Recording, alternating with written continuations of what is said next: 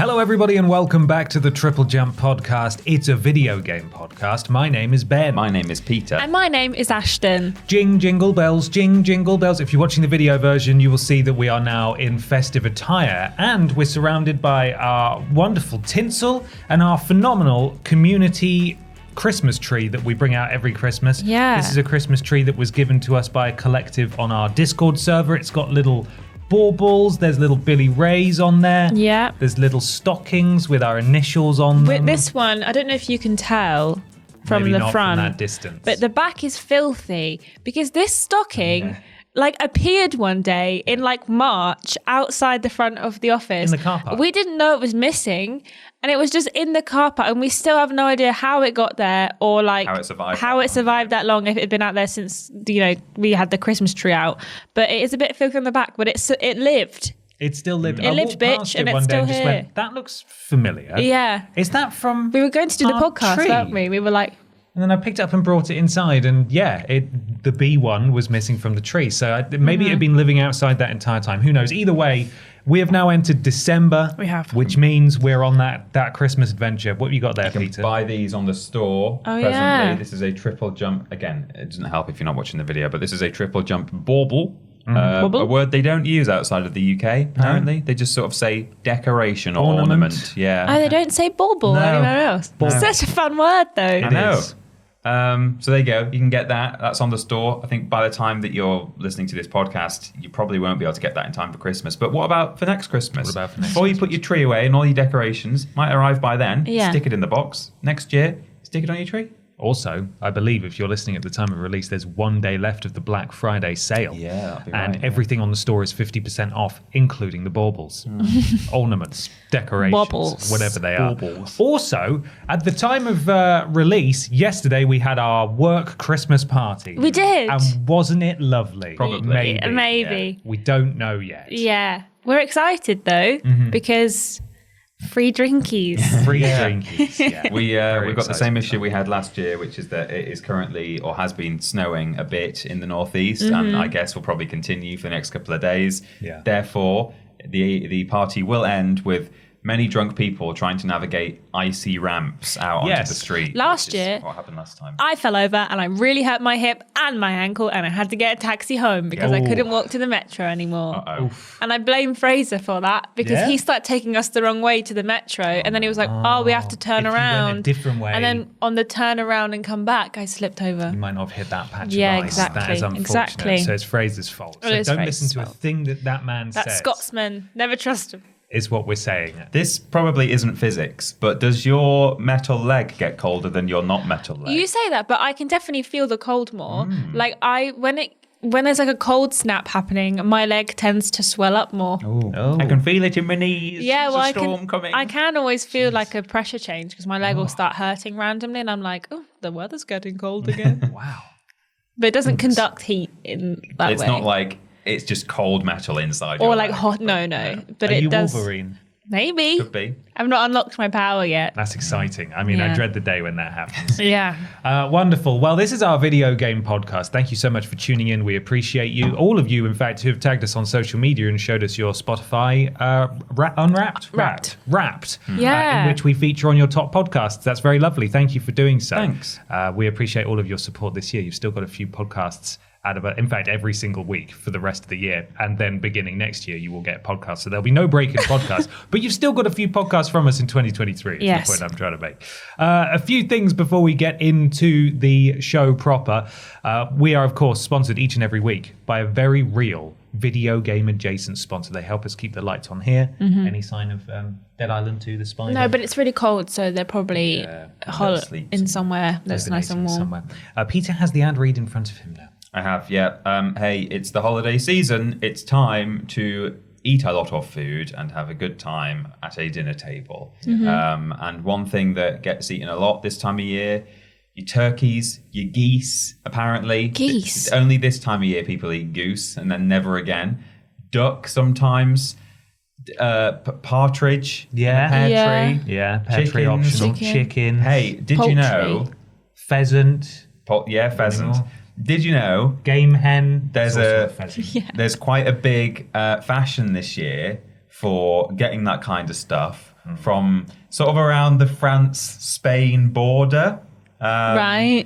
And to sort of capitalize on that fashion, Ubisoft have released a sort of a documentary all about how it's processed and delivered to the UK. Okay, go on. Oh, I've not figured this one out yet. Coming on like the 5th or the 7th or something of December, Abattoir, Poultries of Andorra. I see. Very good. Abattoir. Poultries. Cameron's Abattoir. Poultries of Andorra. Oh, it's a good one. It is a good one. I can't wait. Did you figure that all out? No, I didn't. I was going down a different train of thought, but it was just as enjoyable. Yeah. I nearly said painful, but that's not true. What did I think? Yeah, what I thought it was going to be like a beyond, like something and evil, like right. Beyond meat and evil. Yeah, something like that. Okay. You know, no, wasn't don't worry. I'm going to make it all about me and my special game. No, Abattoir. The other one from Ubisoft. Coming soon. Abattoir. Brilliant. That's very good. It's not real. Oh, okay. So I shouldn't ask you any further questions. No further questions at this stage. You saw that I was winding up. I was going to put you on the spot. I'm just going to leave this in the bud right now. Yeah. It's a load of baloney. Yeah, later on. Not true. No, we're not sponsored. It's not baloney. Baloney's not poultry. Sorry. No, we're not sponsored by Abattoir. Poultries of Andorra. Poultries of Andorra. We are, of course, sponsored by wonderful patrons over at patreon.com/Team Triple Jump. If you support us at the $5 tier, you get a whole load of amazing content. Why not treat yourself this festive month? You get access to early worst games, early weirdest games. We've got a particularly messed up weirdest games coming for you next month, so be prepared for that. And if you're a Patreon right now, you have access to Main Menu, the Christmas episode that came out yesterday at time of release. Exactly, that's what made me think of it. Yeah. And if you want to know what it is, we made chunks from Starfield, but we did a Christmas dinner, and it turned out so much worse than any of us could ever have imagined. Yeah. So Truly. How could something like that go poorly? Yeah. I showed it to my boyfriend last night, and he was like, how did this happen? Yeah. He kept being like, how can you mess this up? And I was like, we had that exact same moment. It's a good one. It's like 50 minutes long. So really long. Big old Christmas special. Just don't be eating when you're watching it. I would recommend available right now on the Patreon. And you also get access to episodes of Rules Boss as well. There was an episode that went out last month, so you can go watch that one too. Yeah. Thank you to our fantastic patrons. Out this week for everybody is Weirdest Games Ever. That's Mr. Mosquito. If you were a patron, you would have got it last week. And as Ashton said, Starfield Chunks. triplejU.mp is our website, triplej.mub. There you can find links to our YouTube, Twitch, our Discord. If you want to get a Christmas cameo as a gift for someone or yourself, you can find all the links there. We stream every day on Twitch, by the way. You can come check us out live every weekday. Triplejumpshop.com is where you need to go to get yourself 50% off everything on the store until Sunday. So hurry, the Black Friday deal is nearly over. And of course, patreon.com/Team Triple Jump. What's that there, Peter? That there is... Oh, yeah. It's Street Fighter 2 Hot Sauce. The Round 1 collection only contains 3. Yeah. I guess different rounds have different characters. We talked about this last week as part of a Weird News, that they were releasing the Street Fighter hot sauces in HMV, and then Adam bought us some because he's a nice boss, and he was like, you can have your hot sauces if you want it. I couldn't actually find them listed on HMV's website, and I'll be damned if I go on an expedition in person to find an HMV. So I bought it from the people who actually make the hot sauce. Fun. Yeah, well, it says on the bottom it's from the Sauce Shed Limited. Nice. I think that was the website. Bedford. Yeah. What ones have we got? We've got Dragon's Blaze, and the other two aren't facing the right direction, so need to open it up. Use my nails. So we have no receptacles with which to consume these, by which I mean biscuits. No. I looked for some gargantuan cheddars, but I couldn't find any. We usually got some big mini cheddars in the cupboard, but none today. Oh, we have it's how do you say that man's name? Oh, I always forget. Is it Guile? Or Guile? Guile. Guile? We've got Guile. Guile's Patriot Inferno. Oh.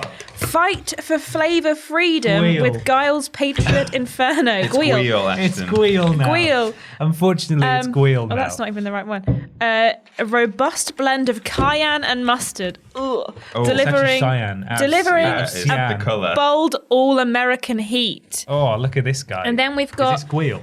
We've got Ryu, which I assume is how we say his name, Ryan. of course. Oh, yeah, Ryan. Ryan's Dragon Blaze. Embrace the fire within with Ryan's Dragon Blaze. A scorching fusion of chilies and chipotle, igniting your taste buds with Chipotle. every drop.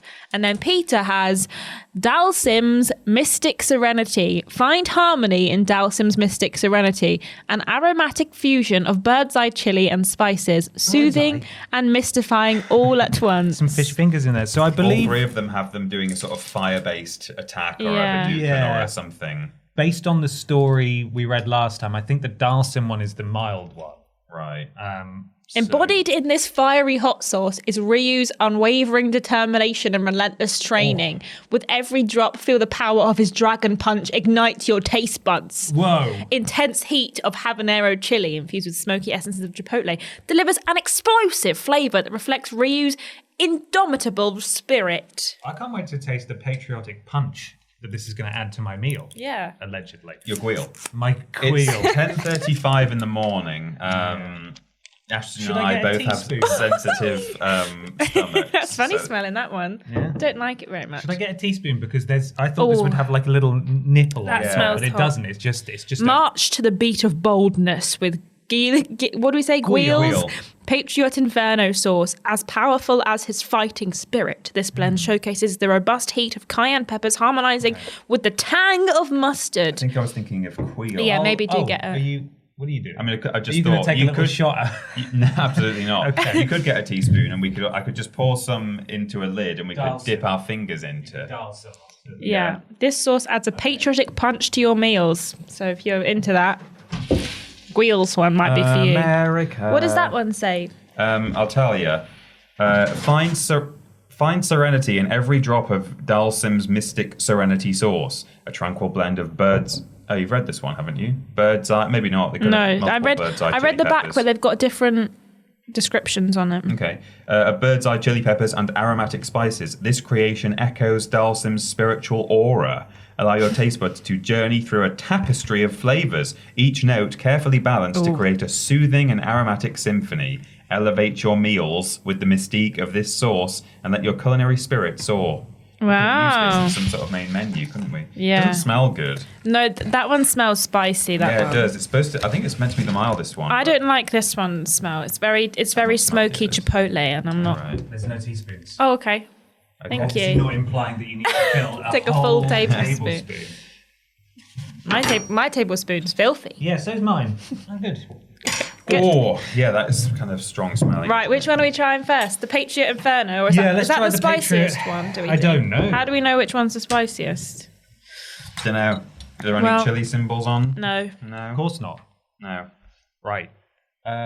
Okay, Ashton's measure. No, That's loads. it's You are loads, not that's allowed loads, to be that's in loads, charge that's of pouring. loads. Why were you the one who was pouring? It was a bit sloppier than I was anticipating. I'm going to put this on your spoon. I'm not having all of this. Yeah, I know you're not having all. I would hope not. You'd pop right here I at the literally desk. would. You'd explode. Have I got much more to do today, I wonder? Because I might be on the toilet. Yeah. Oh, have you tried it already without us? Oh, sorry.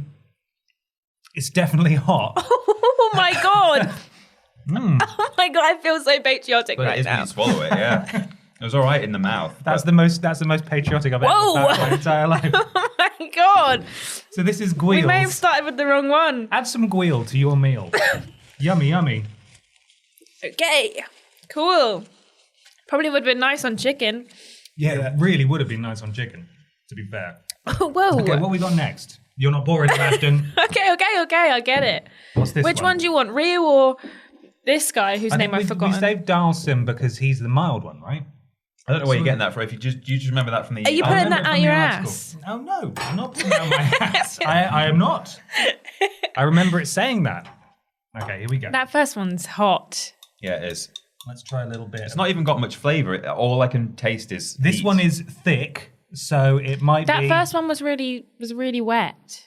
Yeah, okay, here you go, Pete. I don't know if I can do it from that distance. Okay, I'm just going to do this. All right, this feels like a bad way to do it. Okay, but everyone ready? Yeah. This okay. one I think smells the spiciest. So this is Ryan's Dragon Blaze. Okay. Yeah? Blaze. Here we go. I don't like that one. It doesn't... I don't like it, but it's not spicy. It's not It's not spicy. very spicy, and also the flavour's not great on that one. Ugh. No. Not a fan. I do not like that one. The first one's still hanging around though. Yeah, the first one had a real immediate kick to it.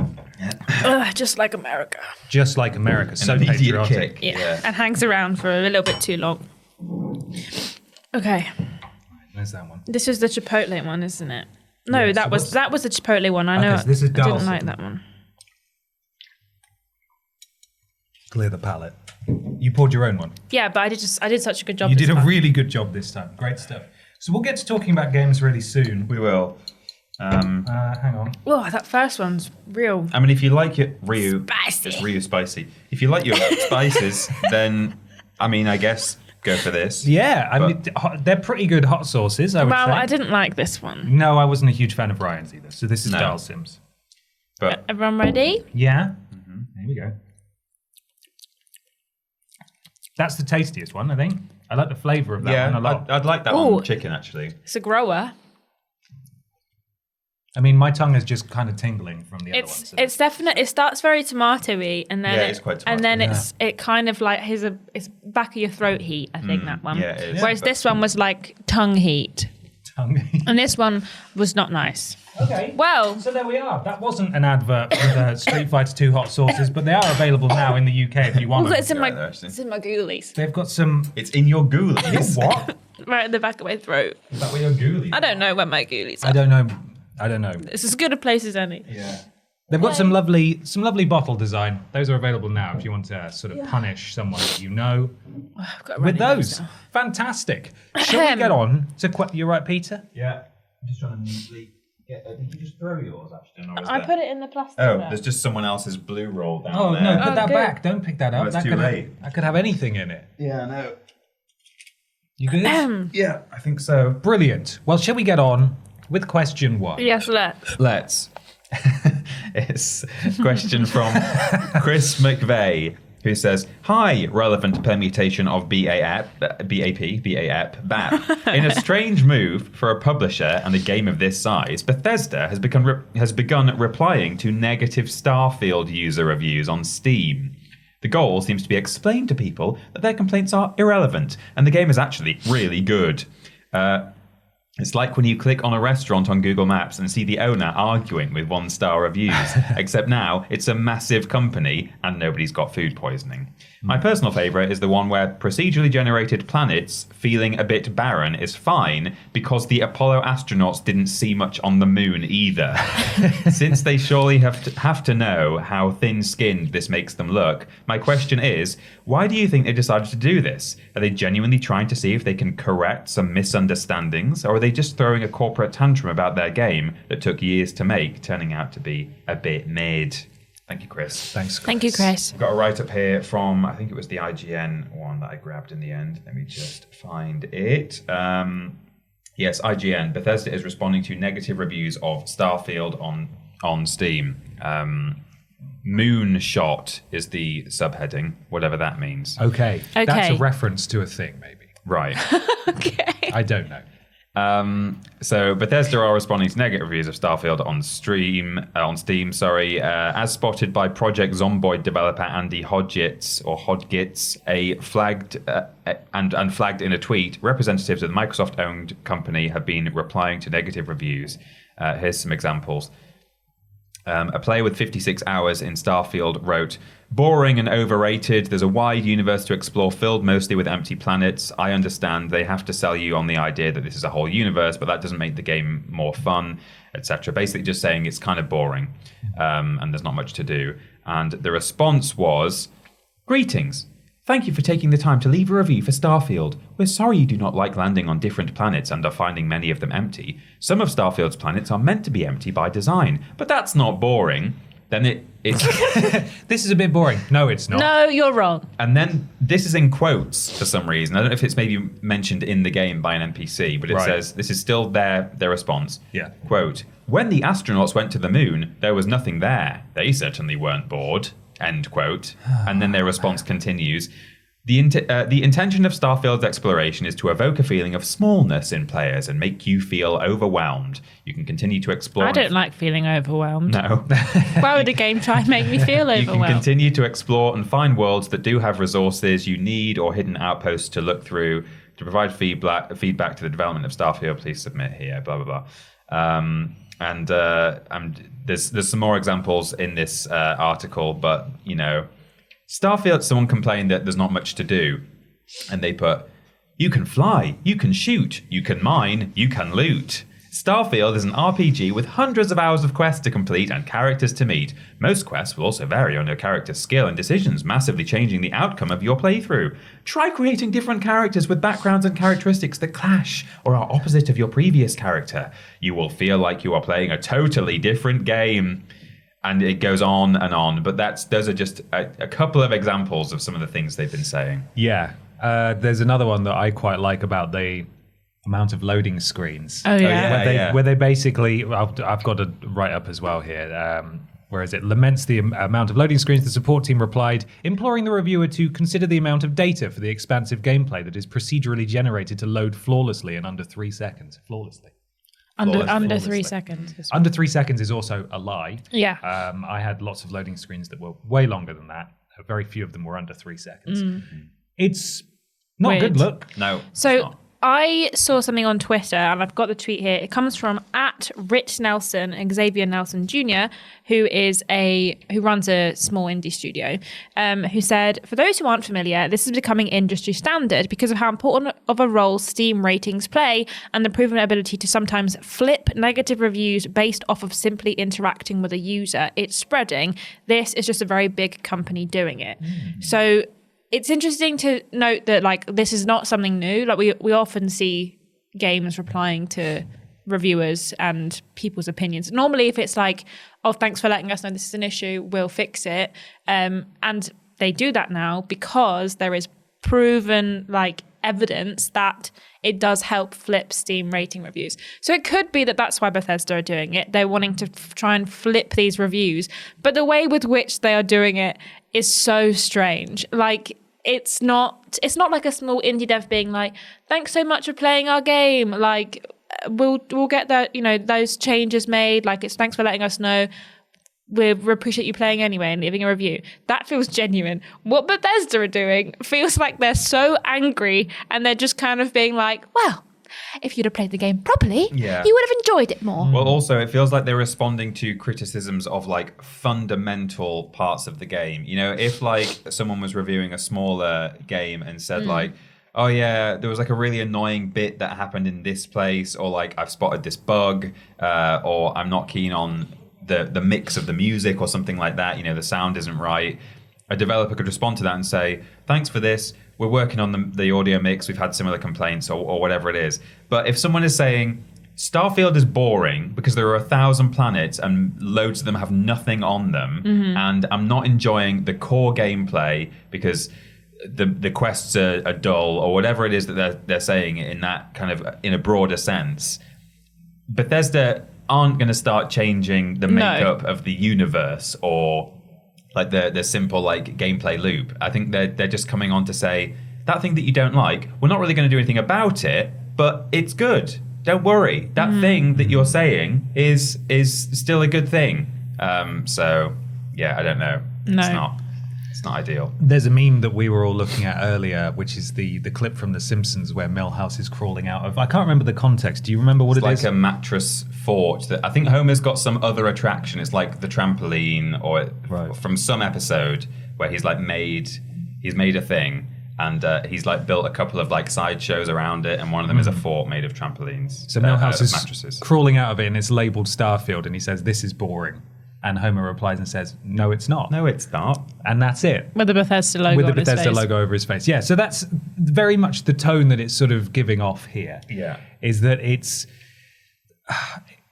almost makes them... I mean, I don't think there's a way they come out of this looking good. No. It certainly makes them look kind of petty, because internally, absolutely, any developer at any studio, when they make a game of any size, but particularly a game that's taken this long to create, is going to be a bit put out by negative reviews, even if they're warranted. But here, because of the size of Bethesda and the fact that they have such a prestigious record, them coming in and saying, you're not actually right, because we wanted it to be empty with nothing in it. Yeah. Because that's what the moon looks like? They're getting absolutely roasted online. And it's not good. They should have... The people who like this game really like it, and a lot of people have bounced off it. Mm-hmm. And that's okay. It's clearly been a big performer for Game Pass. I don't think it's necessarily going to affect anything behind the scenes unless bonuses are tied to Steam review averages, in which case maybe. Potentially, yeah. But the best thing they could have done in this situation is be quietly upset by people's comments about how, I don't like how empty this is. And they're thinking, well, it's meant to be empty. That's the whole point. And then maybe expressing that in a press, in a to-press interview. At some point, a senior member of staff goes on and has an interview and say, we've heard the feedback, but that was our intention to do that. Going in and replying to everyone one by one screams of someone who's desperate, done a tweet that's gone viral and then is replying to every single person who's criticizing us. Like, what are you doing? Well, as well, they've said, or we certainly heard some time ago before the game actually released, that there was a 10-year plan of content of, DLC presumably. And so why not kind of say, oh, look, don't respond to the reviews and say this. But if say they were to do an interview with a senior member of staff, you could say and we're thinking of releasing some DLC that will fill out quite a lot of planets, or you can take that criticism and just use it to improve the game, and you can respond to it in that kind of way and say, all right, here's what we're going to do to make the game a more enjoyable experience for those people who are saying these are the things I don't like, rather than say no, those things, you should like them. That's what they're supposed to be. You're actually right. Here's the thing. You're actually wrong. You're actually wrong about not liking that. The thing is, no one feels sorry for a multi-million dollar corporation that's made a bunch of money. Nobody feels sorry for them. So the way that they're replying to things is just making it worse. If they did feel the need to reply to these reviews for some reason, maybe they are trying to flip them, then kind of being patronizing and telling someone that they are wrong is not the way to go about it. If you're trying to appease to someone, even if it's not changing elements of your game, it's just being so sorry you felt that way. Our intentions were this, but we can understand why you've felt this way. Thanks for playing our game anyway. XOXO Bethesda.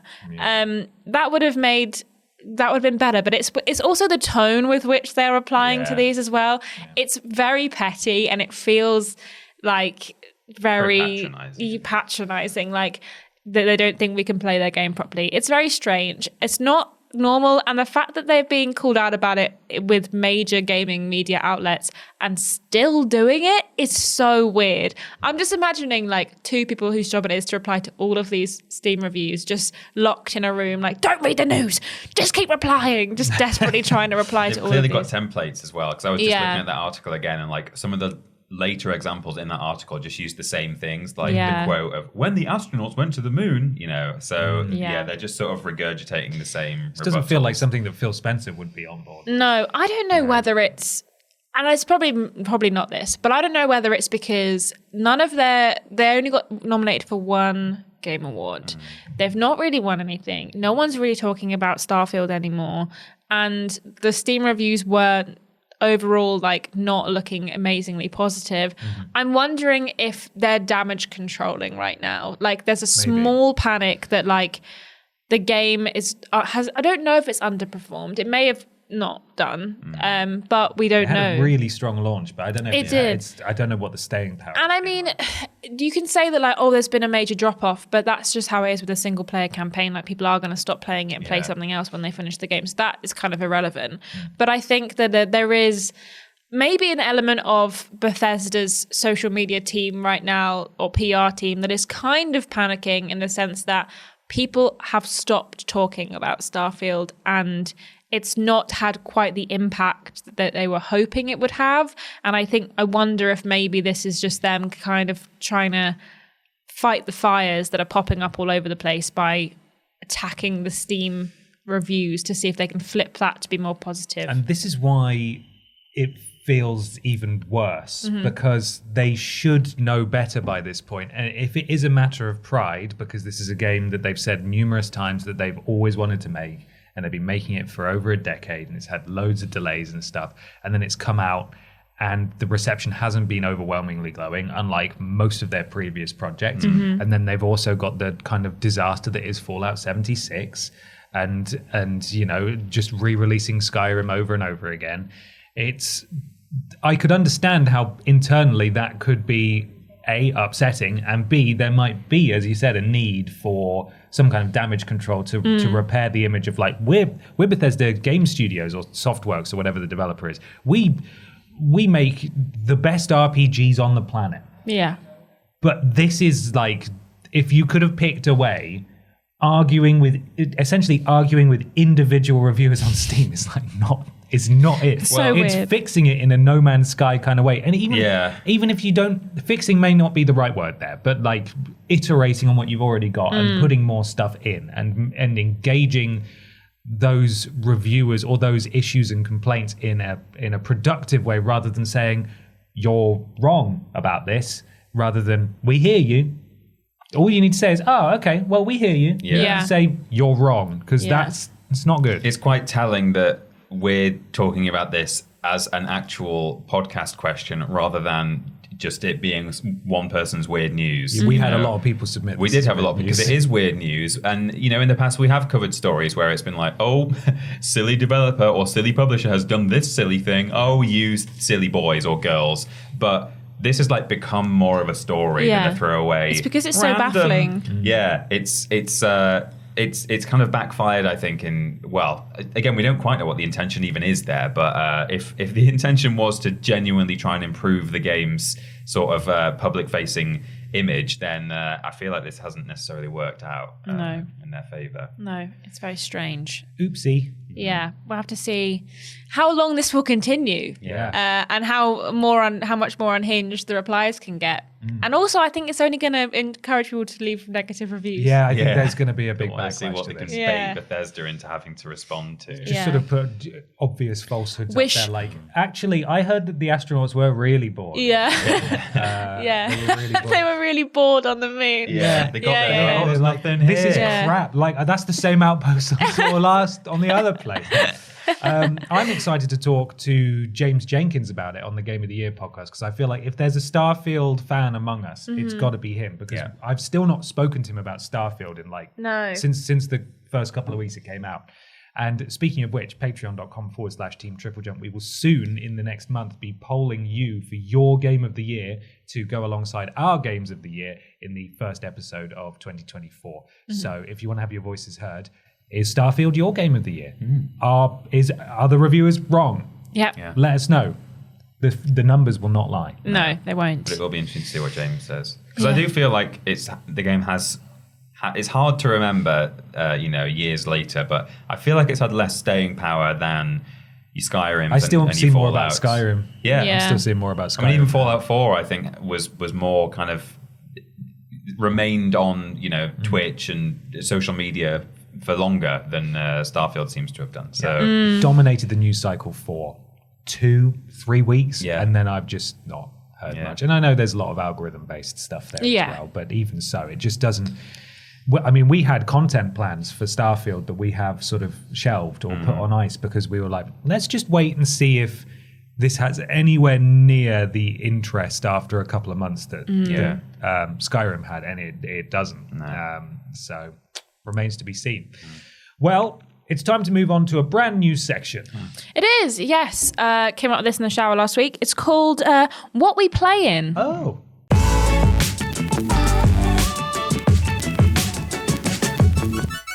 It's what we play in time. Time to talk about the games what we have been playing. Peter, what have you been playing? I have not been at home. I have not played anything. Oh my God. It's scandalous. Drink some Guil. As a punishment. I have been home for the past 2 days, and so I should have played something because I knew what we playing was coming up. But in the past 2 evenings, we have been catching up on the things that we weren't able to do at home when we were away. And also, we've put our Christmas tree up. So we had to go out and buy a Christmas tree and decorate it. A real one. Okay. We always have a real one, which I would never normally do outside of December. Yeah. At the time of recording, it's not yet December. No. But we've got friends coming round on Friday, and we want to just impress. be up. Yeah. For them. This is our Christmas tree. It's real. These one guys of them have a real Christmas tree. One of them is from abroad. Smells like car air freshener in here. It's Yeah. Delicious. One of them is from abroad, and they do not do Christmas trees in their nation of origin, and so we thought they might quite like it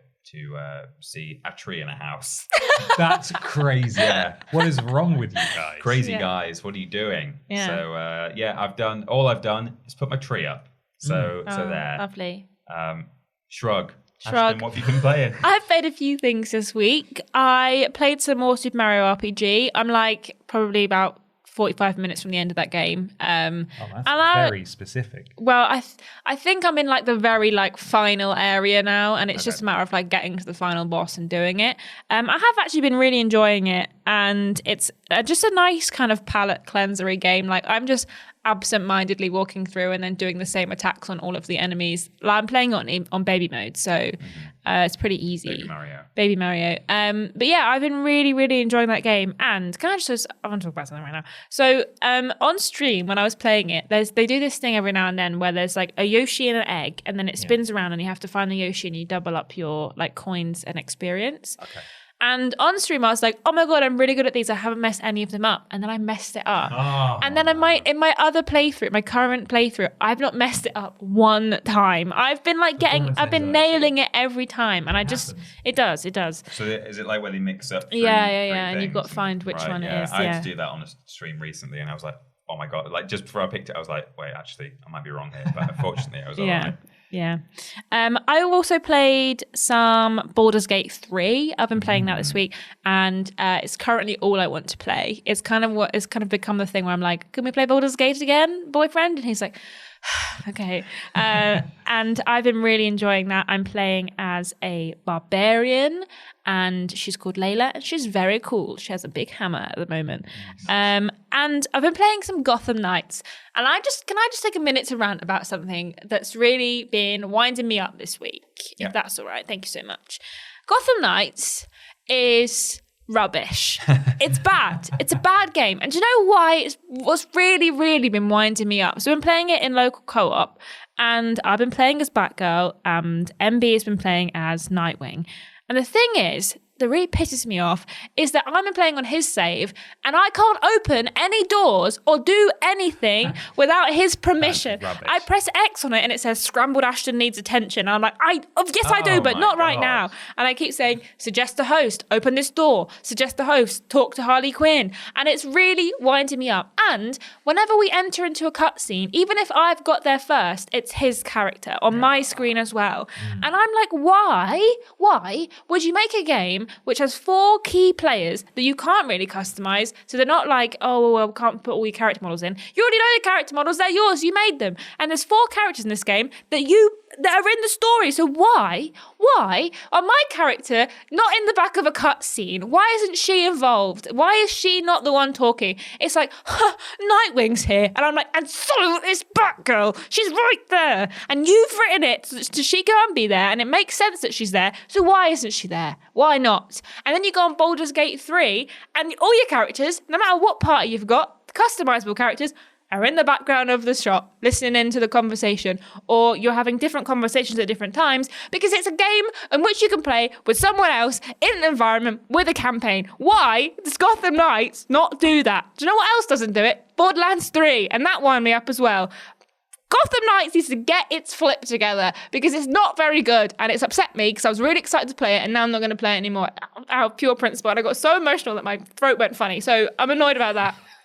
It upset you, did it? I can't tell. It upset me. It's a very rational response. I'm just annoyed. Just having played Baldur's Gate 3, it's just so... It's so easy. It's the difference between a Game of the Year contender and exactly. It's and just... a not. Yeah. It's hard to... Whoa. Jesus. It's hard to rationalize what Gotham Knights does badly when you see it done so well. Mm-hmm. And it annoys me that these games can't use the multiplayer elements of their game in the basic story elements of it. It's a pretty like simple, basic thing, isn't it? To for the cutscene or to allow other players to open doors. Exactly. It's like, I understand someone might be doing something else, but Gotham Knights isn't exactly a situation where you can be off exploring a different path. You're normally going down a linear thing. Yeah, exactly. Ashton wants to open this, press that X to convert, to go. and you'll warp to the character. So it's really annoying, and it will wound me up. Don't know if you could tell, and it shouldn't be like that anymore. No. Borderlands 3 was really bad for it as well, but that had no characters in the cutscene, so I guess they were like, you can't be angry that one person's in it because no one's in it. No. So it's like, what's the point of letting me play a game if you're not going to let my character be involved? Mm-hmm. Anyway, what have you been playing? Chill about it. I'm sorry to hear that Gotham Knights is rubbish in multiplayer, which it shouldn't be because that's the entire design. I'd like to reiterate again though that I actually quite enjoyed it, but I did play it by myself, so I was in complete control of everything I was doing. And when I went into a cutscene, you were there. Character. That was me. But that's what a waste. Yeah. What a shame. And they're not going to fix it. Nope. No. They're never going to fix it. Is it still running at 30 frames? Yeah, and I had to turn off something on my internet to be able to play Gotham Knights online. I had to go into my internet settings and allow something for Virgin just so I could access it. Something to do with I don't know what it was. Or something, Ben told me what to do and I did it, but it's so weird. What a rubbish game. Maybe they'll reply to negative reviews and say, hey, it's not rubbish. Yeah. You don't want to be seen in the cutscene. And Traversal is so boring as well. Like, having played Spider-Man, I'm like, Spider-Man I'm worried about destroys that in any game for the next 6 months. But it's just she's like zipping around on this flipping grappling hook, and then she just floats so flipping slowly around on a cape, and Ben's over the top of me on his little glider going faster than I am, and I was like, so annoying. It's rubbish. I liked it. I had fun. So here's what I've been playing. Yeah. Oblivion is now my stream game, which means that I can't play it for fun anymore, which is sad because there were a couple of occasions where I really wanted to sit down and just play Oblivion. I thought, no, can't do that anymore because I'm playing it on stream. So that's what I'm playing on stream now, and I will not be playing Oblivion in my spare time, which is what it is. I had a friend up over the weekend who helped me paint and decorate some of my house, and I showed him Spider-Man 2 because he's not played it yet, and I let him have a little swing around and a glide, and he was like, God, it looks great. I'm like, it does look great. It's really fun. For my sins, I booted up Fallout 76. Oh. You always have some real out of left field games on your list. I have been, since I've started playing Oblivion, there have been numerous occasions where I've started up my PS5, looked at it and gone, I just don't want to play any of this. And also there's nothing there that I can really resume playing. So I'm like, I don't really feel like starting a new game right now. I downloaded a few games that I thought we could play together in co-op over the weekend. And I thought, hey, big swing. I've heard Fallout 76 actually runs now. So I haven't played it since it came out. I've got a level 100 character, got the platinum, peaced out. The last time I played it was in April of 2019. Was the last time I accessed that save file. And so I loaded it up and oh my goodness, it's 60 frames per second. Wow. And it runs pretty well. My house was still there. I've forgotten all of the controls because they were just ever so slightly different from normal Fallout controls and Bethesda RPG controls for whatever reason. So I basically walked around my house, inspected some things, tried to repair something, couldn't work out how to do it. Saw some very weird glitches with shadows, like sort of disappearing and phasing in and out that didn't make any sense. And then I turned it off. So I hope the developers at Bethesda were really excited that a new player had returned. One of the highest level players in the game was like, he's back. And then he potted around his house and then logged out again. There was one little ping, and then they were like, oh, he's gone. He's gone. And then I deleted the game again. And then they went back to writing it was like 90 gigabytes. review replies. Yeah. It's all the same team. Yes, just all the same switch people. between. Yeah. But what we instead played was the game that came to PS Plus last month, which was Aliens Fireteam Elite, which is a squad-based shooter. I think you can have up to 3 people. You choose a different class. You have different like action skills. So I was a technician. I had a turret that I could throw down. Nice. There's nothing inherently wrong with it, but it is very paint by numbers. It's fun? ? It was fun. ... Okay. It's absolutely fine. It's completely unremarkable. It's very Left 4 Dead, Back 4 Blood in that you start at the beginning of a level and you just shoot loads and loads of things and then get to the end of it. Like there's 4, maybe 3 campaign chapters, and within that there are 3 parts to it, and then you level up and you get to spend some weird currency on buying a Father Christmas hat for your character and stuff, and that's kind of it. Aliens fans might enjoy it, but if you're looking for something to just sort of mindlessly blast through with a couple of friends or even one friend, then there's a suggestion. It reminds me Aliens Fireteam Elite. I've not played RoboCop yet. I'm wondering how that's been received ultimately, because that's out now, isn't it? I think it is. I think the reviews were all right. Yeah, I think it was pretty middling. Yeah. So, but that's what I've been playing, and you've not played any more Alan Wake, have you? No, not yet. Has it? I was playing RPG. Claws into you at all? Are you feeling it?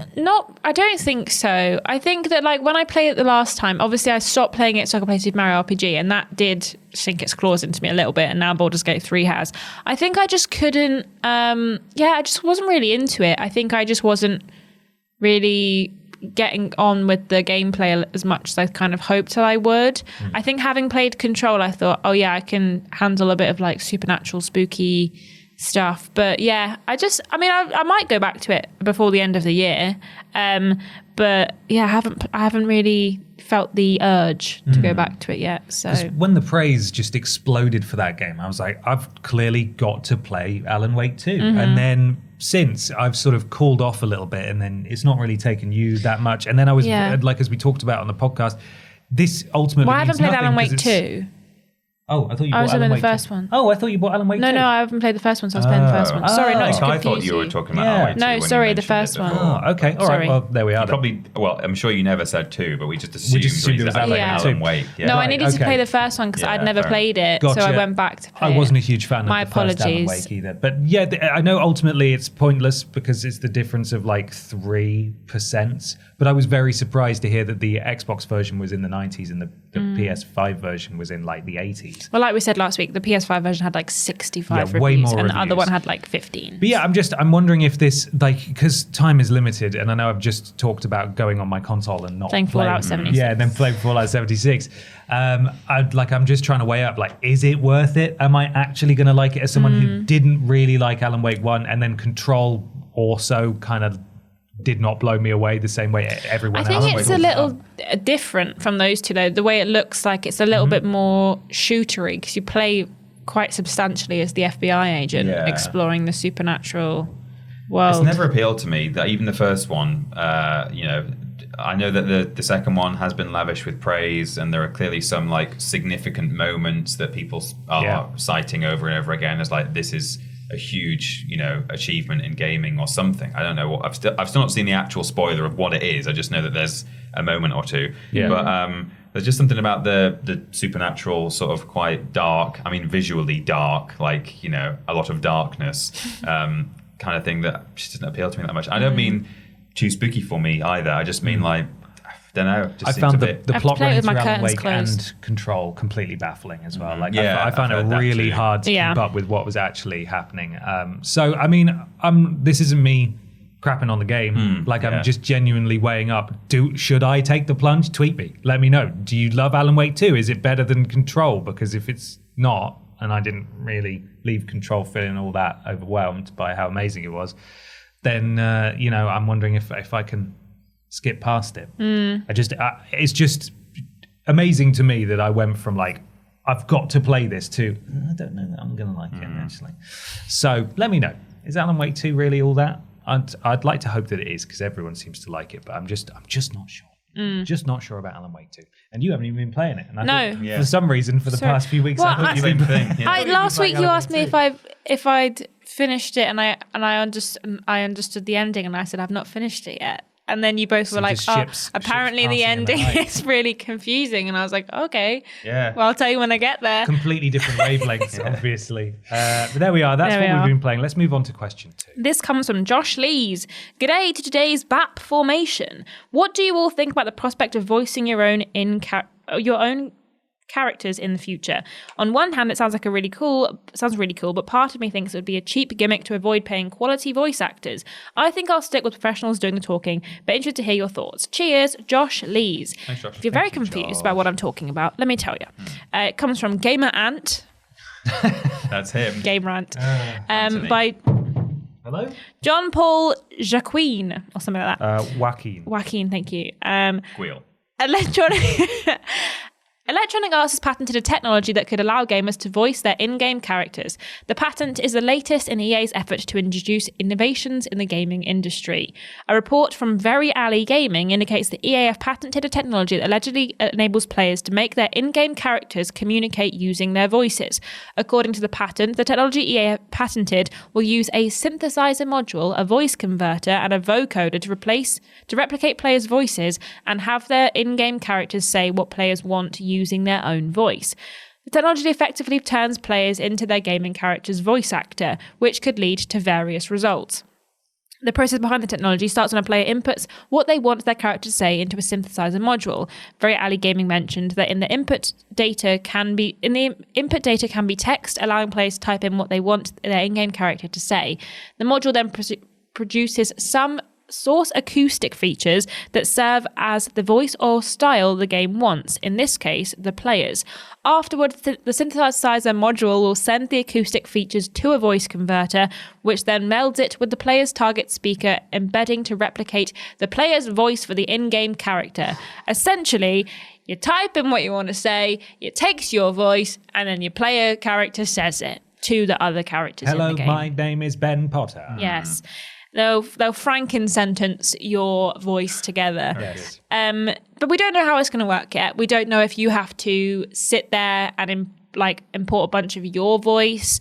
We don't know what they're going to use it for yet. We don't know how it's going to be implicated in any games. It's a patent, so it may never actually come to fruition. But essentially, the idea is that your character would not necessarily need voicing by a voice actor, because it would all be, I assume, done by some kind of AI selection of voice that will smack it all together and create the voice. Well, my first thought in relation to Josh's question, do we think this is a way to avoid paying quality voice actors? I think certainly at the moment it's not. I think if this was to be used in a video game, certainly initially it would be an option, and they would say, hey, do you want to use the default voice, which would be a paid voice actor, or do you want to use your own voice? How exciting. So I don't think at the moment this is going to start getting in the way of voice acting work in terms of the professionals. Who's to say, where we could be in 5 years' time? But we'll have to see how that goes.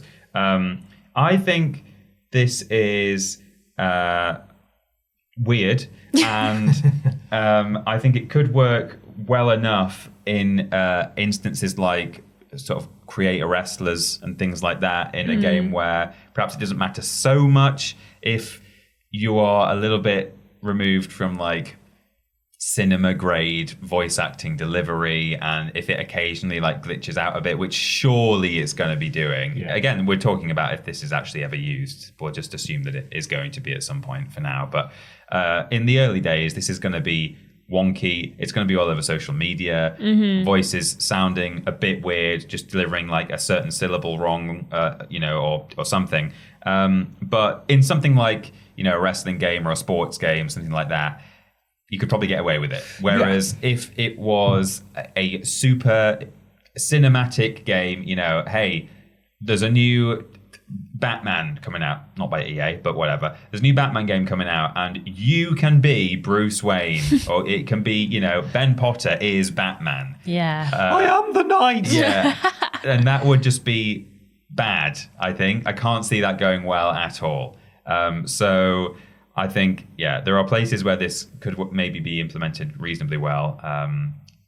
or even not even using your voice, but having something that can read text and say it. You again, to use wrestling as an example, it was always a bit annoying when you couldn't just say, now entering the ring, Billy Ray Walrus. You have to sort of construct it out of Billy Cyrus or whatever. Billy Ray, that's it. Yeah, Billy Ray. But being able to just type in the most complex thing you like and have an in-game voice be sort of synthesized from the text and just say it properly, that kind of thing, that would be pretty good, and it would increase your immersion and just the capabilities of the game. But I hope we don't see this in serious cinematic games for a long time, if ever, to be honest.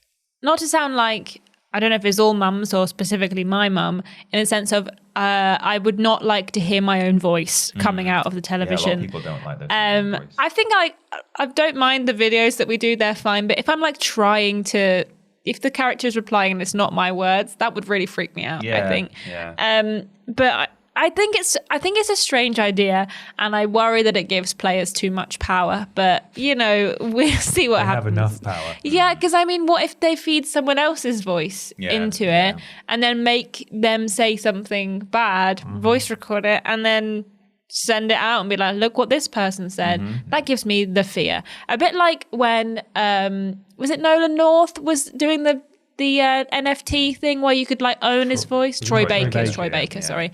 And it was one of the two. I couldn't remember which one. When Troy Baker was like, you can own my voice for NFT money. I don't know how it works. Bitcoin. And we were all like, why would you want to do that, Troy Baker? That's strange because someone will steal your voice. Surely that's not, I don't like that. I'd also be interested to see what the rules are behind if you submit your voice for the voice recordings, how long EA has that voice for, whether they will be able to use it in perpetuity, not saying that they will, but if you hand over your voice, they could very much, and they've got a bunch of AIs that will... good voice. Yeah, and they've got a bunch of AIs that will produce NPC background music, background chatter, and you're walking through and suddenly you hear your own voice saying a voice line in a different line. Yeah, that's kind of freaky. Again, this is all completely in the air right now, so this is all hypothetical stuff, but it does make me feel uncomfortable, and I would be more inclined to just get someone who is paid and is talented to voice act my character. I mean, I know there's a lot of silent protagonists that you can play as that never speak, and you still either will choose voice lines and then the character will respond. I don't necessarily know if I need to figure out what I want to say, type in an answer, hear the answer, and then hear the video game attempt to figure out how to answer me after I've just asked it a random question. So all very interesting. We'll have to see if it ever comes to fruition and if we ever see it in actual games. But I think it's very weird. I think it's a very strange idea, but we'll see. Yeah, I've also written down, will EA own my voice? Yeah. Because we all, more and more games make us scroll through those user agreements at the start, even when they're offline. God knows what's in there. Yeah. You may be submitting your voice to EA and they can just hold on to it. At the very least, they've got to store it somewhere. So you have to sign those rights away. And I don't know how much more complicated it is for them to stick a clause in the sound. By the way, we will keep it for a while for, just personal reasons. That's fine. All voice stuff and face scans, etc., that players have been able to use in the entire history of video games have been crap. Yeah. They don't work. They always look a mean? bit wonky. You don't hear so much voice stuff anymore, but certainly, especially in RTS games, you'd be able to use a microphone in some of them and say, unit, go to this place, or create more soldiers, or something like that. And it sort of worked sometimes. I think it was Tom Clancy's End War maybe came with a microphone. Seaman as well, you could speak to, I think. Yeah. And Hey You Pikachu. Now, obviously, it's been a while since those games have come out and technology's come an awful long way. However, it really annoys me because I am interested by the videos, but on Facebook Reels, I keep getting served videos by some GTA page about weird and interesting occurrences in Red Dead Redemption 2. If you go to this place at this certain time, you can see this. And they use an awful synthesized voice that sounds like a real person, but also really obviously does not sound like a real person. Voice type thing. Well, there was loads of those going around where like you could tell it to say something and it would say it, and sometimes you were like, oh, is this a voice? And then you wouldn't realize until a few videos later when the same voice was saying something else. You're like, oh, this is. I saw a top 10 list recently where someone had done. Yeah, I hate that. I absolutely hate that, and that is presumably, with all the inflection and grace of that, is what your character would sound like in a game. Yeah. The technology could move on further, which presents a multitude of other concerns, obviously. But say this did come out, I would like to try it, assuming they don't steal my voice forever. Yeah. However, I would absolutely want the option of a fully voiced actual, from a professional voice actor. That I would like that option. How much do you think you'd have to input for them to be able to use your voice? Like, surely there would be a lot of calibration or page, and like you'd maybe have to read it in certain inflections as well. And what would happen if, just for fun, you just read it in like a really weird way, or just read it garbage? Well, that's it. Or every syllable that was like, please say this, and you were doing different accents for everyone. My friend had a copy of Shrek 2 on DVD. Oh my God. And back in the day, we used to enjoy using one of those modes. If you put it into a computer and you had a microphone plugged in, they had a scene where basically you could ADR it. You could record the lines for one of the characters, and it would automatically match it or slow it down or speed it up as you recorded the line to fit it. And we had so much fun with that because it was funny, because you could really you could speak in a really messed up voice or say something completely disgusting and it would match it up. And the best time that we ever had with it was when the entire thing screwed up and it managed to fit the entire script into one voiced line. So they just went, and that was it. And then the rest of it was silence. Wow. And there is absolutely the possibility that the bugs that you get would not only be absolutely unprecedented, never before seen in a video game, but also completely ruin the game for you. Like, completely ruin the tone, any important, significant moments, and you've got your character there talking instead of a that is dull, so sad. Yeah, a dull monotone sort of thing. You sound like Crichton from Red Dwarf. Yeah. Like, it's I kind of want to see it, but also it's very problematic for a lot of reasons, and also I don't want to see it. Yeah. Interesting. We'll have to see what they do with that stuff. Tell you what it is, though. It's pretty weird. It is. It is pretty strange. And it's pretty current affairs, isn't it? Yes.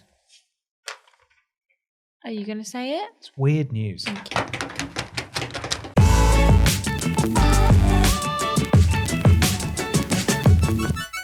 It's weird news time for some weird video game news. Remember, if you would like to get a shout out at this point in the podcast on weird news, then you can submit some weird news to us under the relevant social media post that goes out on a Tuesday. However, if you'd like to guarantee a shout out at this point in the podcast, you need to go to patreon.com/Team Triple Jump and sign up as a podcast producer, just like GY Goliath, Nicole Hansen, Duncan Wilson, Katie Haji, Garrett. I forget every time. Eric Siu, Potato Shack 99. What? Oh yeah, it's on 2 pages. Melody L. Bonnet, Nexus Polaris, Gabrielle Philippik, Blake Thomas, Janet Wicks, and Gweel, and Great Giggity. Thank you so much, podcast producers. Peter, have you got some weird news there? I have. This was sent to us by many people, but initially sent by editor Kieran. Yeah. Kieran Henry. And then it was submitted on our posts, and also someone DM'd it to me because it's vaguely Peter adjacent. So I've got Kieran's write-up here, but thank you to everyone who sent it. This is according to Video Games Chronicle, the one he posted on our office chat, written by Jordan Midler. And it says, Yorkshire Tea is selling £150 PS5 and Xbox Series X/S controllers.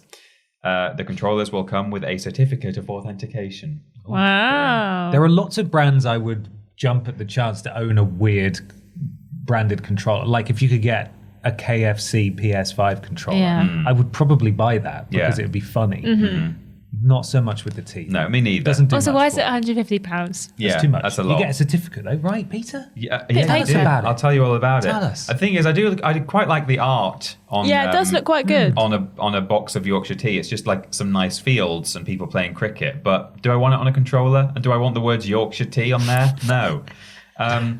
So the article then continues with word for word the same headline, but in the article, Yorkshire Tea is selling custom PS5 and Xbox Series X/S controllers. The controllers, which have been designed by Pope Art, cost £150 each and come in a special box with a certificate of authentication. The design on the controllers emulates a box of Yorkshire Tea. Picture the scene, a description for the controller reads. You're facing down a boss with 3 heads and a hammer as big as a truck, Wow. armed with nothing but a rusty sword you looted from a guard. Probably going to die. It's so generic, Yeah. isn't it? Yeah. Gulping, you look down at the controller in your hands, wondering if victory is even possible, and you see No. it. The reassuring branding of your favourite tea. Yes, you say to yourself, I can do this. I can do this. You begin the fight and are immediately one-shotted. Oh. You're clearly way too low level for this area. Can't believe it. On behalf of Yorkshire Tea, we would like to apologise for this and any other in-game mishaps caused by the powerful feeling of self-belief our controller will fill you with. Wow. Each controller features a custom button set and a soft touch finish, whatever that means. A standard DualSense controller has a retail price of $59.99 and an Xbox controller $54.99, but £150 apparently. It's unclear how many of the controllers have been produced. However, Yorkshire Tea claims the items are limited edition. Wow. Someone and will it own doesn't those. even brew me tea. No, Is Yorkshire Boring. tea your favourite tea? it is actually. It is the superior tea. I bought my boyfriend a box of Yorkshire tea and apparently it was the wrong tea. Oh no, it wasn't gold, was it? Yorkshire Tea no, gold. he just doesn't like Yorkshire Doesn't tea like apparently. Yorkshire tea. Thing is, it's not even a Yorkshire pride thing. It's just like you go all over the country, and quite often people, down Or that, or a south PG up north Tips. will have. Yeah, PG Tips is there too, but a lot of people will have Yorkshire tea. I have some news. It was submitted by wife of Janet Wicks, Amy Wicks, Whoa, from Igan, pair of wicks. by Anthony Wood. Looks like Cult of the Lamb is getting its sex update after all. Hooray! The subheading is Cult of the Slam. Oh, Very good. like off of sex. Yes. Cult of the Lamb fans have successfully pressured developer Massive Monster into adding sex to its Cult 2022 game as part of the free Sins of the Flesh update, which is set to release in early 2024. Cutesy horror-infused roguelike Cult of the Lamb launched in August last year with a simple brief to allow gamers to step into the cloven hooves of its possessed fluffy sacrificial protagonist who must repay a debt to a mysterious stranger by establishing a cult in their name. The juxtaposition of the game's cutesy aesthetic with the overriding horror-infused themes has succeeded in delighting fans. Blah, blah, blah. That's what the game is. Now, Massive Monsters looks set to add another highly requested gameplay feature to its Cult 2022 game, the ability to have sex. The sordid saga began on November 23rd, when the developer shared details on a free major update coming early 2024 titled Sins of the Flesh. The provocative title was accompanied by art that depicted rapturous followers cavorting in the woods and making out while wearing naught but leaves to cover their unmentionables. Blimey. Yes, it's cheeky. That's not Understand. very sinful, actually. You should take the leaves off. Yeah, that's true. Well, there's no leaves on the top half, on the nips. So Oh, goodness me. Yeah. Not female nipples, are they? no, animal nipples. Well, Even female worse. animal nipples. That's even worse. Yeah. Understandably, the internet immediately and joyously anointed Sins of the Flesh to be the sex update, which would, fans reasoned, introduce the ability for the titular lamb and its followers to get busy with one another.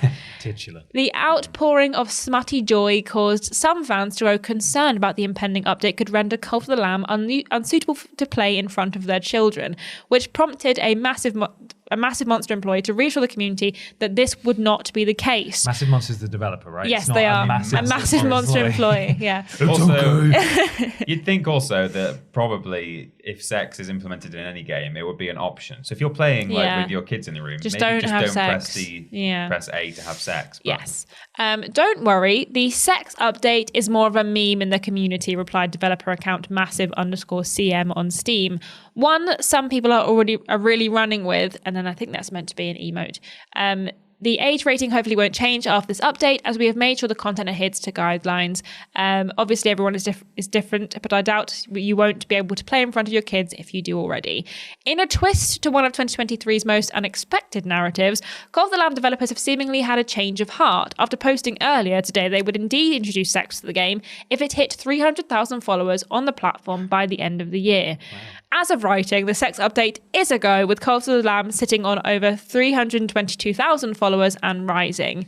And then someone who works for the game said, look, Massive Monster tweeted, looks like the programmers are on board and they have decided that they might add it. It said, it isn't clear exactly how Massive Monster will introduce sex to the Cult of the Lambiverse, or whether there will be an opportunity to toggle the sexy shenanigans off in order to keep the title as kid-friendly as possible. They could have had a universe. Yeah, that's true. Yeah. Regardless, Sins of the Flesh update is set to bring a range of other features and stories to the title when it drops early next year. So yeah, they are adding sex. I think I saw the social media manager said, I went to the gym, we were on 200,000 followers. I just finished my gym session and we're over 300,000 followers. Wow. I feel like I've made a mistake. Yeah. It's just like... I like how the article said, yeah, it looks like they might introduce it. Like, you can't not now. After saying publicly, if we hit 300k, we will introduce it. They have to do something now. Yeah. But yeah, I saw they were calling it the sex update on Twitter like last week, and then I saw the next day that they were like, whoops. Yeah. But this was the picture that they used, and it kind of cracked me up. Oh. It's the Cult of the Lamb as sexy Squidward. Yeah. Handsome Squidward. I call him sexy because I think he's sexy. He is sexy, to be fair. You can be both sexy. You give me both. What have you got, Ben? I've got news what I found on my own, and no one else has submitted this, so it's all me. Oh. This is from IGN. And Ryu Dinsdale. Sentimental Skyrim players booting up Xbox 360s and PS3s to retire original characters. Oh. It's nice. It's a nice one. Although the comments are not nice under this IGN article. They're all saying, oh, this is cringe, and it gives gamers like a bad reputation because everyone thinks they're like lonely and losers, and this makes you lonely and a loser.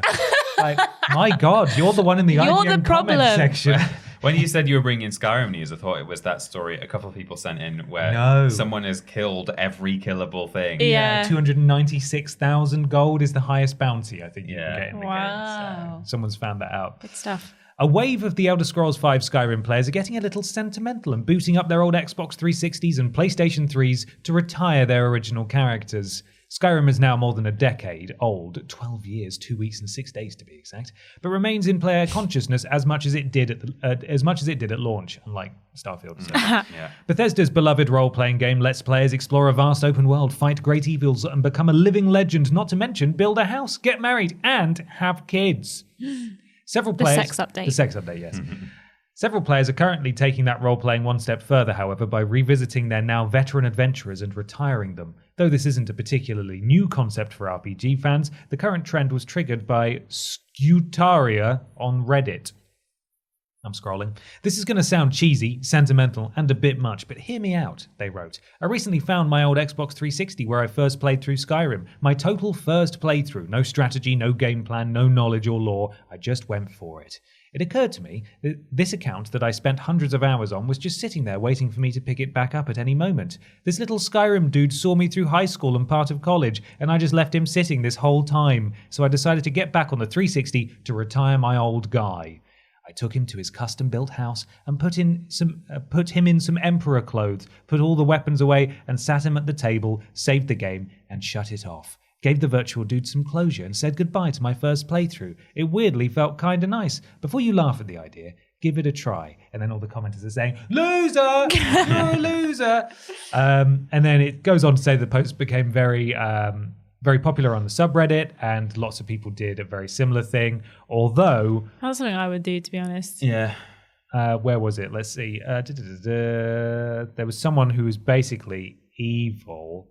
I can't remember. I can't find it in here now. But essentially, Oh yeah, though a little less wholesome, Anti-Jack Coalition did something similar with their villainous character. The account I did the most flip on, like Dark Brotherhood, Thieves Guild, Companions, Civil War, Dragon Ball DLC, vanilla playthrough ending, I retired sitting in some big Brune-ass mansion in the mountains with a lot of gold, they said. It does feel really nice to leave them to themselves after everything is over. Lovely. Everyone responded in a rational, normal way to people just being nice to one another on the internet. I feel sort of both ways about it. Like, I agree, Ashton. It's the kind of thing I would do too, but it is still a little bit cringe. It is cringe, but it's just a bunch of people being like, "Oh, that sounds nice. I'll do that." Just do it. And then gamers get laughed so at because angry. of things like this. No, they are laughed at because of people like you. Yeah, they do actually. Gamers get a bad reputation because of like actual toxic people, not because someone decided to just sit their character at a table and save the game. Yeah. People really like to make big deals over nothing. That's what internet articles are doing right now. This is just sad muppet. and pathetic. Oh my god. That's straight loneliness right there. No way I'll be doing this. The load times on the PS3 were horrendous.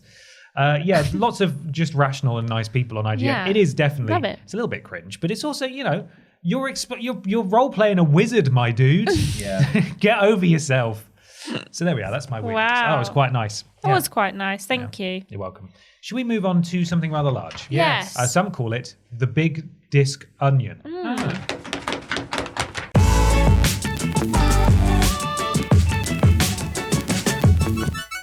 It's Big Disc Onion time for the Big Disc Onion. Is that like an onion ring, but without the hole in the middle? I don't think we can conceive Wasn't the of disc Big onion what Disc Terry Onion. Pratchett's world was based on? Yeah, it was like the everything bagel from Yeah, Everything yeah. Everywhere All at Once. You can't really conceive of the Big Disc Onion. Right. It's got so many layers. It's beyond us, Yeah. beyond our comprehension.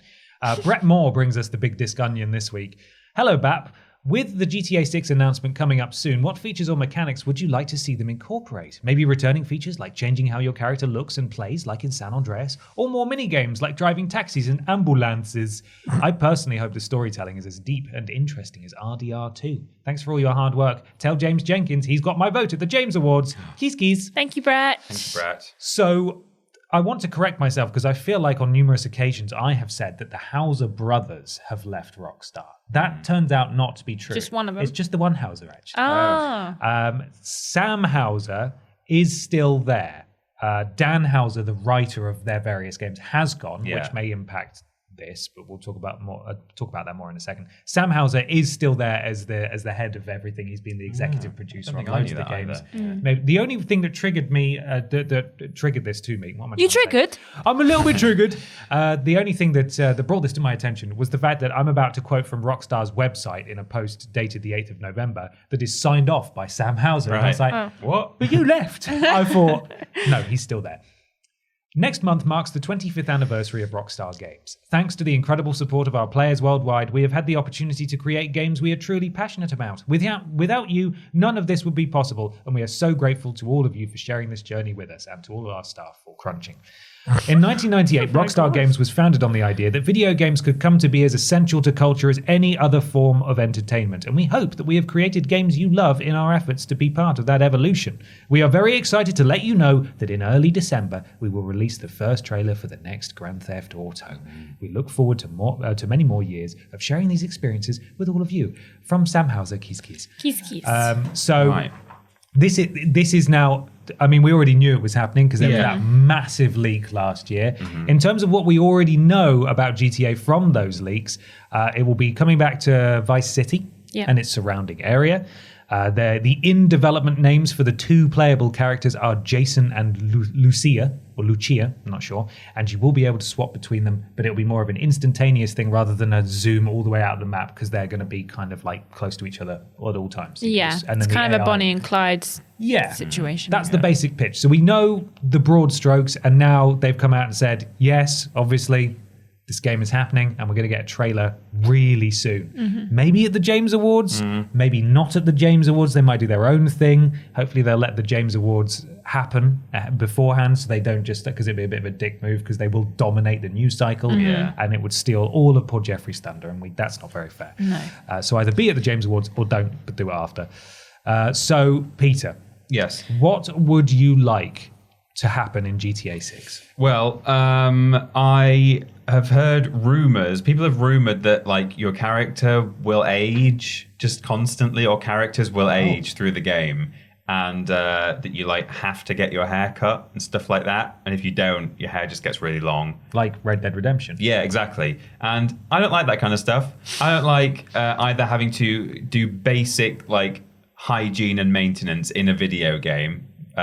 It's great if it's an option. It maybe gives you a little like boost or something. If you go and like have a shower, then you're slightly more charismatic and you can convince people of stuff or whatever, you know. But if I have to like actually go and get my hair micromanage cut, and all the micromanagement, not a fan of that. And I also don't like the idea of my character just aging the longer I play the game. If that is indeed something that happens, we'll find out. But it's a rumor. So those are a couple of things that might be in there that I wouldn't like to see. I like Brett's suggestion of the taxis and ambulances. I used to enjoy doing that in previous games, just earning a little bit of money and having fun doing putting out fires in a fire engine and that kind of thing. So that's all good. I mean, it's difficult to think of like new stuff that hasn't already been covered by GTA 5 because really it was such an expansive world. You know, you could go and like play tennis or have a race or go into like any number of buildings. So I think it would be. I'd like to see more. I don't know how this would work necessarily. Okay. But I would like to be able to voice your own character. Yes. Well, boy, howdy, have I got news for you. I would like to be able to basically just create my own heists and just pull off heists. Okay. Using like various kind of mechanics, and like I would like to be able to just like pick a bank, get like a squad together, of my friends, and go and like pull off like a cleverly orchestrated heist of my own making. I know, of course, there have been heist missions in the past. Of course, there have, and I'm sure they will be back. But it would be nice if you could, not just do essentially petty crime. Outside of missions, because that's pretty much all you can do in GTA games of the past is steal cars, mug people, and that's sort of it. I think it would be nice if there was a mechanic in place somehow that allowed you to sort of craft a more elaborate kind of crime. I think that could be really fun. Also, as far as I can remember, you haven't in the past ever been able to build your own house in Grand Theft Auto. You've been able to do little bits of customization, and of course you've been able to like build actual tracks and stuff for GTA Online. But it could be quite fun to sort of buy a plot of land, build your own house, put different things in it, that sort of thing. You know, I'm trying to think of like games that or mechanics we have in games now that are quite common that haven't actually been in GTA in the past, because as I say, they have covered a lot of things in certainly GTA 5. But those are a couple of ideas of mine. Ashton? I asked the community what they wanted in Grand Theft Auto 6. It's okay.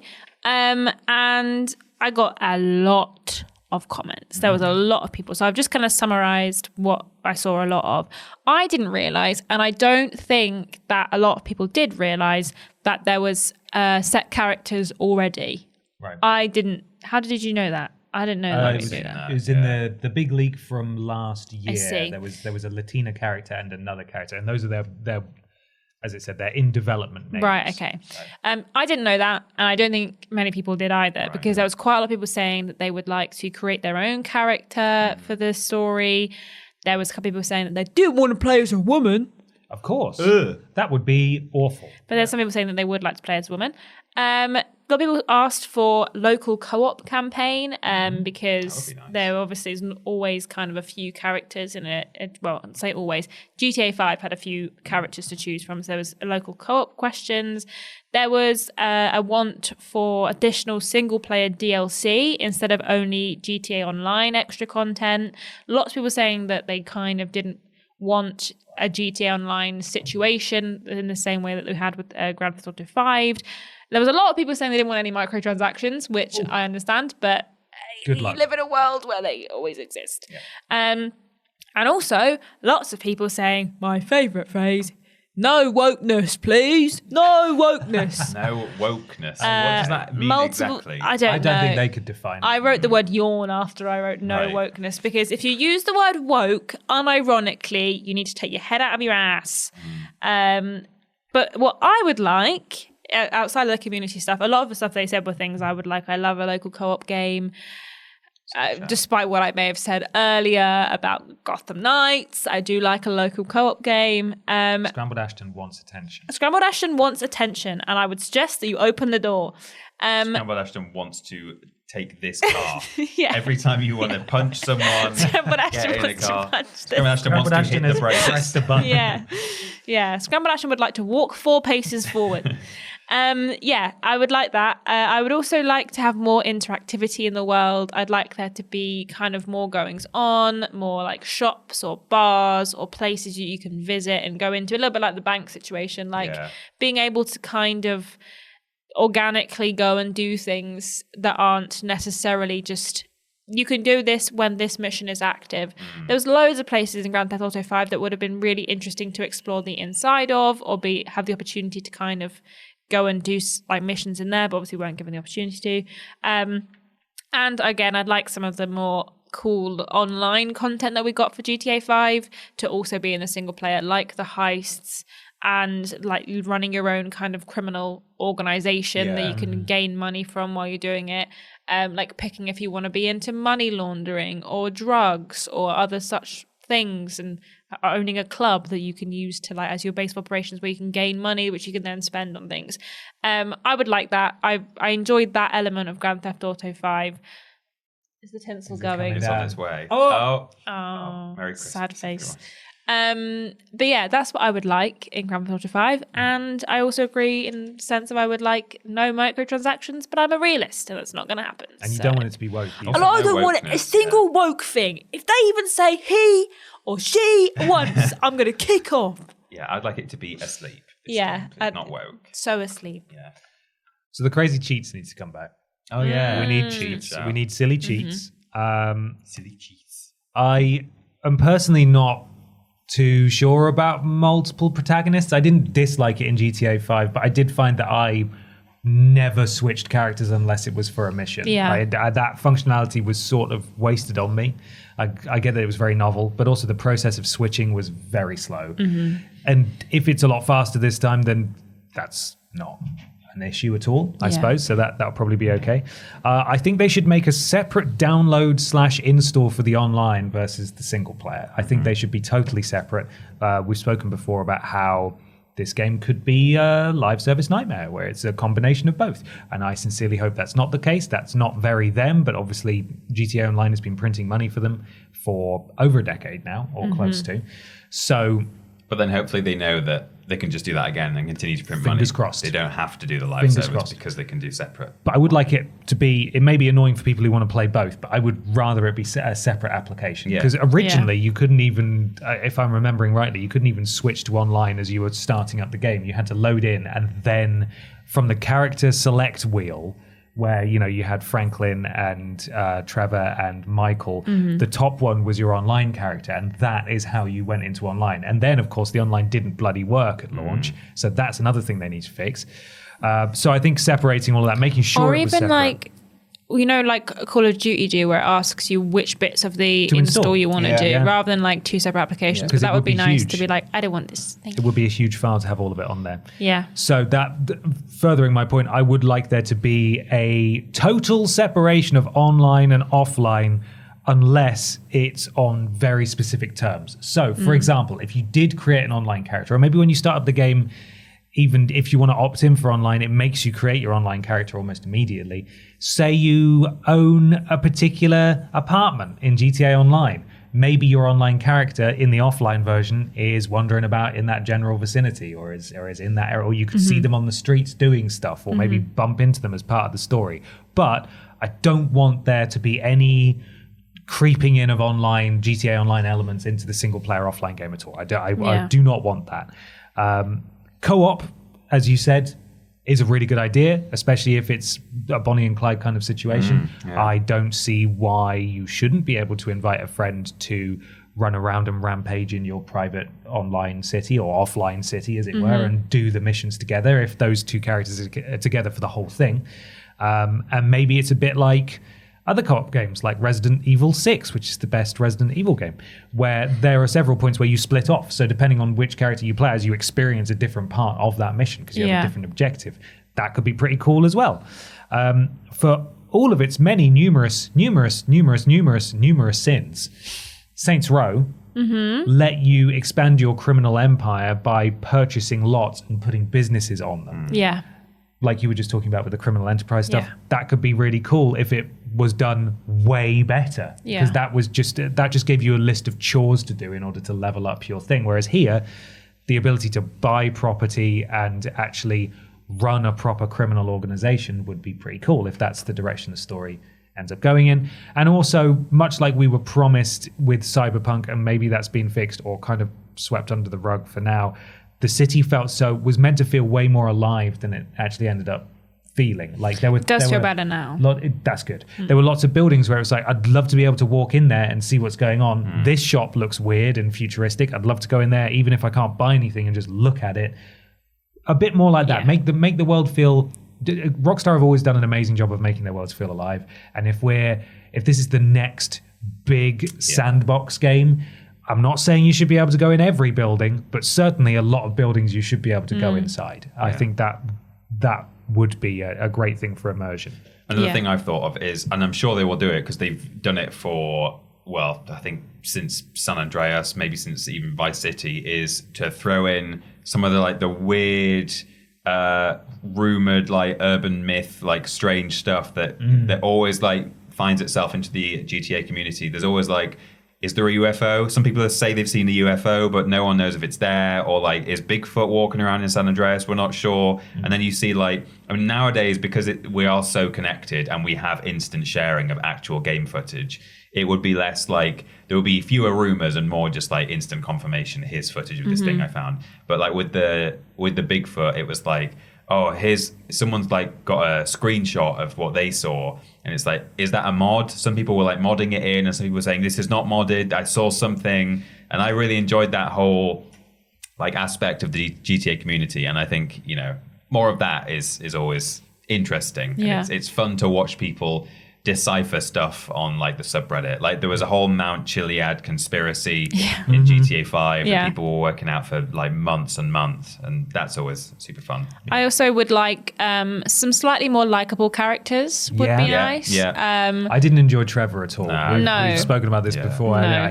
I just wasn't pleasant. I know that's the point, but I just didn't enjoy him at all. And I can understand obviously they're criminals, they're not supposed to be good people, but also they can still be charismatic and likable even as criminals. Yeah, caricatures, weird. Exactly. You had all sorts of weird guys in the old GTA games. There were loads of fictional nice. crime lords who are actually kind of likable. Yeah, exactly. Some of the most messed up people. I like Hannibal Lecter. He's a cannibal who murders people. He's a horrible man. But he does so in such a fun way. He's interesting. He's great. He's just a great guy. Yeah. It'll be fascinating to see the tone of this game as well, because there's been a lot of reporting on the big culture shift that's been happening in Rockstar, especially since a lot of the speaking out stuff has been happening. So things could be shifting in that regard. Obviously, Dan Houser is the Houser brother who has left, who has been involved in the writing or written pretty much all of the Rockstar open world games, including the GTA titles. He left in 2020. There's a good chance that he might have contributed heavily to this already, or maybe even had it written. But apparently he did have an extended break in 2019 as well, presumably after Red Dead 2. And it was that point where he left. And then he signed on as a financier of some sort of blockchain thing. So hope he's doing great. But there's a chance that he might not have been involved in this at all. And there's lots of talented writers out there. But as we've seen with other big franchises, not nearly as big, but Borderlands, for example, when the person who makes it what it is leaves, it can become very different. So we'll see if it still has its edge, or if it pushes things too far, or if it plays it way too safe like Saints Row did. Well, I would like it to... I understand that GTA, they punch at everyone, they take hits at everyone, but they don't all the time. And I would like, if we are gonna go there in some ways, I'd like it to. I'm not gonna be sensitive about it. I'm not going to cry. I'm not going to get triggered by it. But I would like it to not feel like we're constantly punching down when it comes to the humor in GTA. GTA 5, since it was going, GTA 5 was fine, and it did have some elements where it was like clearly punching down, but it didn't feel like that was the focus of it. And some people seem to view GTA as like, they're allowed to get away with everything. They can make jokes about everyone. They can, they don't care about wokeness. But like, it's never been that bad. And I wouldn't like to see them pander to the anti-woke brigade to like try and be edgy and cool. Like, I think you can still be funny and still have the same level of humor and kind of satire that GTA 5 had without having to be mean and offensive to certain people. So I would be interested to see, like you say, the tone and how they address things, because when GTA 5 came out, the vibes were very different to how they are now. Oh, yes. It's always very much, a zeitgeist, isn't it? Like they respond to whatever is current, in terms of... It'll be TikTok this time. Yeah. There'll be lots of influencer characters. Big TikToks. Yeah, but like that's fine. Like, punch up, make fun of the influencers, make fun of the things, the politicians, the things in NFTs, our culture that are stupid and ridiculous. Blockchains. He just swings his brother. Fake news will be in there. Yeah, exactly. Like, make punch up, don't punch down. There's nothing funny about punching down. You're just being mean. Like, punch up. I'd love to see them take aim at like those people who are inherently ridiculous because of the power that they have. There'll be an Elon Musk caricature in there, probably. Absolutely. Well, you already killed what's his name? The Zuckerberg equivalent of GTA 5. He's already dead. So. Exactly. Yeah, it's fascinating for a lot of reasons. These games do not come around very often, and they come around far less often now than they used to. So it's going to be a huge one. But will it be a Starfield, or will it be an equivalent of something that we've been waiting for ages that was actually really good in the end? Do you think you go to space?